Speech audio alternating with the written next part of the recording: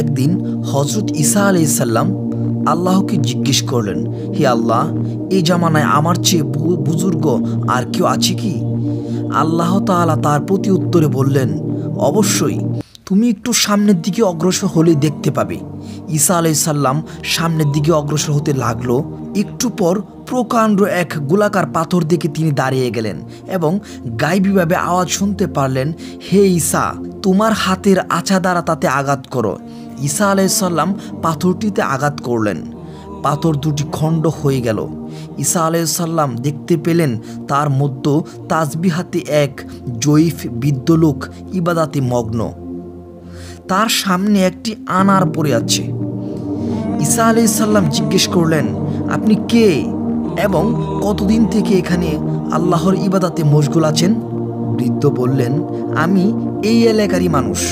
আমার মায়ের দোয়ার বদৌলতে আল্লাহ আমাকে এই বুজুর্গি দান করেছেন। 400 বছর থেকে এই পাথরের মধ্যে বসে আমি আল্লাহর ইবাদাতে মগ্ন আছি। আমার আহারের জন্য আল্লাহ তাআলা প্রতিদিন জান্নাত থেকে একটি ফল পাঠিয়ে দেন।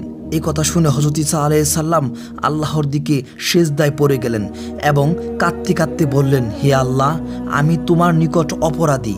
আমি বুঝতে পেরেছি যে এই ব্যক্তি আমার চেয়ে বুজুর্গ এবং সম্মানী।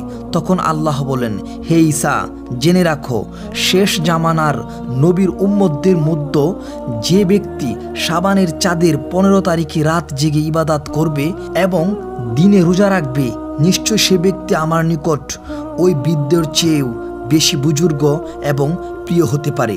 তখন ঈসা আলাইহিস সালাম কেঁদে কেঁদে বললেন, হে আল্লাহ, তুমি যদি আমাকে নবী না বানিয়ে আখিরি জামানার নবীর উম্মত বানাতে, তাহলে কতই না সৌভাগ্য হতো আমার। তখন এক রাতে এই সওয়াব কামাতে পারতাম। 15 শাবানের রাত অর্থাৎ 14ই শাবান দিবাগত রাতে ফার্সি, উর্দু ও বাংলা ভাষায় শবে বরাত বলা হয়।